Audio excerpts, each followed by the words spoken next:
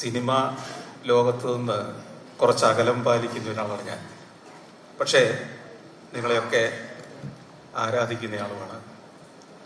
ഞാനിവിടെ എത്താൻ കാരണം ഒരു 30-32 വർഷമായി ഷൗക്കത്തുമായിട്ടുള്ള ഒരു ബന്ധത്തിൻ്റെ പേരിലാണ്.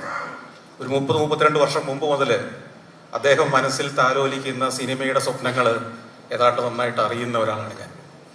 അദ്ദേഹത്തിൻ്റെ ലെൻസ്മാൻ സ്റ്റുഡിയോയുടെ വരാന്തയിലിരുന്ന് ഒത്തിരി സ്വപ്നങ്ങൾ കണ്ടിട്ടുള്ള ആളാണ് ഞാനും. അവിടെ നിന്ന് തന്നെയാണ് ഞാൻ എൻ്റെ സഞ്ചാരം ആരംഭിച്ചത്. അപ്പോൾ ഈ സഞ്ചാരം ആരംഭിക്കുമ്പോൾ അതിന് നിമിത്തമായ അല്ലെങ്കിൽ അതിന് പ്രകടമല്ലാതെ കാരണക്കാരനായ ഒരു വലിയ മനുഷ്യനും ഇപ്പം എൻ്റെ മുമ്പിലുണ്ട്. അത് മമ്മൂക്കയ്ക്ക് പോലും അറിയാത്തൊരു രഹസ്യമാണത്. ഞാൻ പലപ്പോഴും അത് സഞ്ചാരത്തിലൂടെ, സഫാരിയിലൂടെ, സഞ്ചാരത്തിൻ്റെ പ്രേക്ഷകരോട് പറഞ്ഞിട്ടുള്ളതാണ്. അങ്ങയ്ക്ക് വേണ്ടി കൊണ്ടുവന്നത് എന്ന് ഷൗക്കത്ത് പറഞ്ഞ ഒരു ക്യാമറയാണ് അത് വഴിതെറ്റി എൻ്റെ കയ്യിൽ വന്ന് ആ ക്യാമറയുമായിട്ടാണ് ഞാൻ എൻ്റെ സഞ്ചാരം ആരംഭിച്ചത്. ഒരു ദിവസം ലെൻസ്മാനിലേക്ക് ഞാൻ പതിവ് പോലെ വൈകുന്നേരം എഡിറ്റിന് വേണ്ടി ചെല്ലുമ്പോൾ അവിടെ കാത്തിരിക്കണം. എറണാകുളത്ത് 1-2 സ്റ്റുഡിയോ എന്നുള്ളൂ. അപ്പോൾ വരാന്തയിൽ ഇങ്ങനെ കാത്തിരുന്നാലാണ് സീരിയലുകളുടെയൊക്കെ ഇടവേളകളിലാണ് സഞ്ചാരം പോലുള്ള ദുർബലമായ ഒരു പരിപാടിക്ക് അവസരം തരിക. 2 കാര്യങ്ങളാണ്. ഒന്ന്, സീരിയലിനെ സമയം കൊടുത്താൽ പൈസ രൊക്കം കിട്ടും. സഞ്ചാരത്തിന് പൈസ ചിലപ്പം കുറച്ച് ഡിലേ ആവും. അങ്ങനെ ഒരു ദിവസം ചെല്ലുമ്പോൾ ഷൗക്കു എൻ്റെ അടുത്ത് പറഞ്ഞു, സന്തോഷേ, ഒരു ഗംഭീര ഓപ്പർച്യൂണിറ്റി വന്നിട്ടുണ്ട്. ഞാൻ ചോദിച്ചു എന്താണ്? ഒരു നല്ല ക്യാമറ, ഏറ്റവും ലേറ്റസ്റ്റ് ക്യാമറയുടെ. ഷൗക്കു കാര്യങ്ങൾ പറയുന്നത് എങ്ങനെയാണെന്ന് നിങ്ങൾക്ക് അറിയാമല്ലോ. ഒരു 10 മിനിറ്റോളം അദ്ദേഹം ക്യാമറയെ വർണ്ണിച്ചു, ആ ക്യാമറയുടെ ഗുണഗണങ്ങൾ വർണ്ണിച്ചു. അത് കിട്ടിയാൽ നിങ്ങളുടെ ജീവിതം എങ്ങനെ മാറി മറിയുമെന്ന് വിവരിച്ചു. ഇതെല്ലാം കഴിച്ചിട്ട് പറഞ്ഞു, അത് പക്ഷെ ഇപ്പൊ എൻ്റെ കയ്യിലില്ല, അത് തിരുവനന്തപുരം എയർപോർട്ടിൽ പിടിച്ചു വെച്ചിരിക്കുക. അത് DV ക്യാം എന്ന് പറയുന്ന ക്യാമറയാണ്. കേരളത്തിൽ ആദ്യമായിട്ട് വരികയാണ് സാധനം. അത് ആർക്ക് വേണ്ടിയാണ് കൊണ്ടുവന്നത് നിങ്ങൾക്കറിയോ?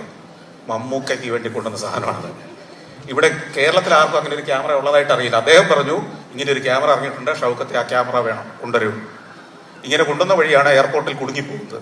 അപ്പോൾ ഷൗക്കത്ത് എൻ്റെ അടുത്ത് പറഞ്ഞു, ഇപ്പോൾ അത് എയർപോർട്ടിൽ നിന്ന് ഇറക്കണമെങ്കിൽ ഇത്ര പൈസ വേണം, അതിങ്ങനെ എടുക്കാമെന്നുണ്ടെങ്കിൽ നമുക്ക് എടുത്തുകൊണ്ട് വരാം. അങ്ങനെ ഞാനും ഷൗക്കും കൂടെ തിരുവനന്തപുരത്ത് പോകുന്നു. അവിടുന്ന് ഒരു ദിവസത്തെ അധ്വാന ഫലമായിട്ട് അത് പുറത്തിറക്കുന്നു, അതുമായിട്ട് വരുന്നു. പക്ഷേ അത് പിന്നീട് മമ്മൂക്കയിലേക്ക് പോയില്ല. ആ ക്യാമറ എൻ്റേതായി മാറുകയായിരുന്നു. ആ ക്യാമറ കയ്യിലേക്ക് കിട്ടിയ ആ ദിവസങ്ങൾ മുതലാണ് ശരിക്കും അവിടുന്ന് 1 മാസത്തിനകം ഞാൻ നേപ്പാളിലേക്ക് ക്യാമറയുമായിട്ട് യാത്ര ചെയ്യുന്നത്. കാരണം അക്കാലത്ത് യുമാറ്റിക്കും DV ക്യാമും ഒക്കെ ഉള്ള കാലത്ത് 6-7 ആളെയും കൂട്ടി ലോകയാത്ര നടത്തി സഞ്ചാരം പോലെ ഒരു പരിപാടി ഉണ്ടാക്കുക അസാധ്യമാണ്, സ്വപ്നം കാണാൻ പറ്റില്ല. പക്ഷെ DV ക്യാം വളരെ കോമ്പാക്റ്റ് ആയ ക്യാമറ ആയിരുന്നുകൊണ്ടും എനിക്ക് തന്നെ ഇതെല്ലാം ചെയ്യാമായിരുന്നു എന്നുള്ളതുകൊണ്ടാണ് നടന്നത്. അപ്പൊ അതുകൊണ്ട് ഇന്ന് ഞാനിവിടെ എത്താൻ കാരണം 2 പേരോടുള്ള നന്ദി സൂചകമായിട്ടാണ്. ഒന്ന്, ഈ രംഗത്തേക്ക് പിച്ച വെച്ച് നടന്ന ഒരു കാലത്ത് എന്നെ ഏറെ സഹായിച്ച, എന്നെ നയിച്ച ഷൗക്കത്തിനോട്, ഒപ്പം അദൃശ്യമായി അതിന് പ്രേരണയായ, അതിന് കളമൊരുക്കിയ മമ്മൂക്കയോടുള്ള നന്ദി. ആ സഞ്ചാരമാണ് പിന്നീട് സഫാരി എന്ന ചാനലായി മാറിയത്, എൻ്റെ ഈ ദൗത്യങ്ങൾക്കെല്ലാം കാരണമായത്. അപ്പോൾ അദ്ദേഹത്തോട് മറ്റൊരു നന്ദി കൂടി പറയാനുണ്ട്.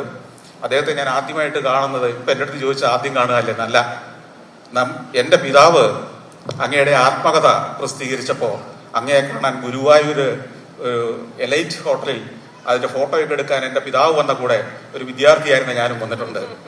ചമയങ്ങളില്ലാതെ എന്ന മമ്മൂക്കയുടെ ആത്മകഥ പ്രസിദ്ധീകരിച്ചത് ഞങ്ങളായിരുന്നു, എൻ്റെ പിതാവായിരുന്നു. അപ്പൊ ഇങ്ങനെയുള്ള ബന്ധങ്ങളുടെ ഓർമ്മ പുതുക്കൽ കൂടിയാണിത്. ഈ സിനിമയുടെ പിന്നിൽ പ്രവർത്തിച്ച എല്ലാവർക്കും അഭിനന്ദനങ്ങൾ നേർന്നുകൊണ്ട് വാക്കുകൾ നിർത്തുന്നു. നമസ്കാരം.